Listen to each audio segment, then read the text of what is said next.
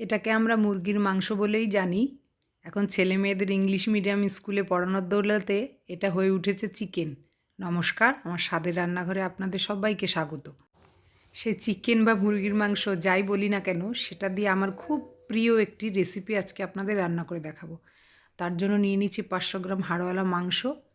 এবার এটার মধ্যে দিয়ে দেব হাফ চামচ লাল লঙ্কার গুঁড়ো। এবার দিয়ে দেবো হাফ চামচ লবণ।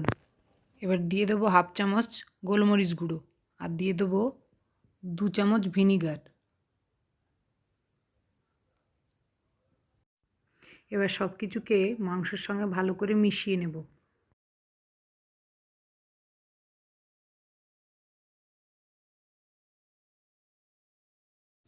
এবার এটার মধ্যে দিয়ে দেবো হাফ চামচ রসুন বাটা,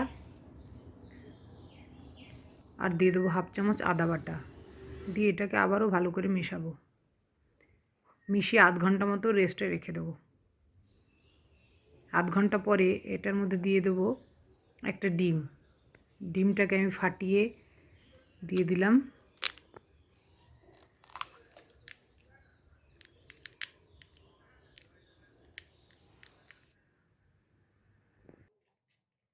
এবার এটার মধ্যে দিয়ে দেবো 2 চামচ কর্নফ্লাওয়ার, আর দিয়ে দেবো 2 চামচ ময়দা।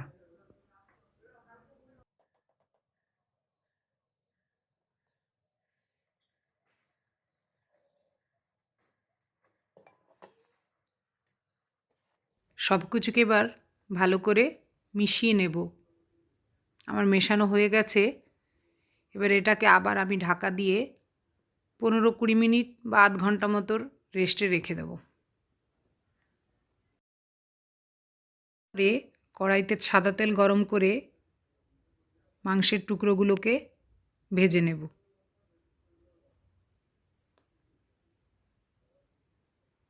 অপরদিকে আমি একটা বাটিতে 2 চামচ টমেটো কেচাপ, 1 চামচ গ্রিন চিলি সস, এটা আমার সম্পূর্ণ বাড়িতে তৈরি, আমার চ্যানেলে ভিডিও দেওয়া আছে, চাইলে দেখে নিতে পারেন। আর দিয়ে দেব 2 চামচ সয়া সস। এটাকে আমি সাইডে রেখে দেব। আমি কেটে নিয়েছি পেঁয়াজ, ক্যাপসিকাম, কাঁচা লঙ্কা এবং আদা রসুন বাটা।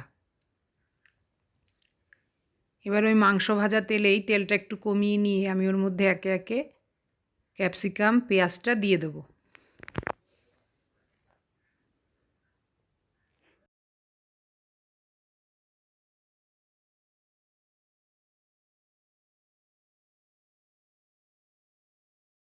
পেঁয়াজ আর ক্যাপসিকামটা দিয়ে 30 সেকেন্ড মতো এটাকে নাড়িয়ে নেব। এই সময় আমি গ্যাসের ফ্লেমটা হাইতে রেখেছি। চিলি চিকেনের এই ভাজাটা বা এই প্রিপারেশনটা সবসময় হাই ফ্লেমে করবেন, তাহলে এই সবজিগুলোর ক্রাঞ্চিনেসটা বজায় থাকবে। এরপর এর মধ্যে ওই আদা রসুন বাটা এবং কাঁচা লঙ্কা কুচিটা দিয়ে দেবো। দিয়ে আবার একটু নেড়ে নেব।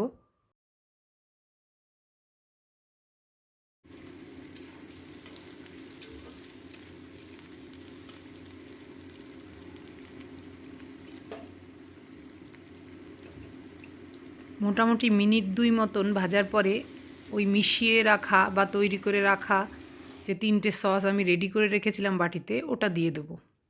দিয়ে ভালো করে মিশিয়ে নেব। এবার এর মধ্যে দিয়ে দেবো 1 চামচ কর্নফ্লাওয়ার, হাফ কাপ জলে গুলে ক্যাপসিকাম আর পেঁয়াজের মধ্যে আমি দিয়ে দেবো। জলটা একটু কম মনে হচ্ছে, ওই জন্য ওই বাটিটা ধুয়ে আমি আর একটু জল দিয়ে দেবো। এবার দিয়ে দেবো ভেজে রাখা চিকেন বা মুরগির মাংসের টুকরোগুলো, দিয়ে ভালো করে মিশিয়ে নেব।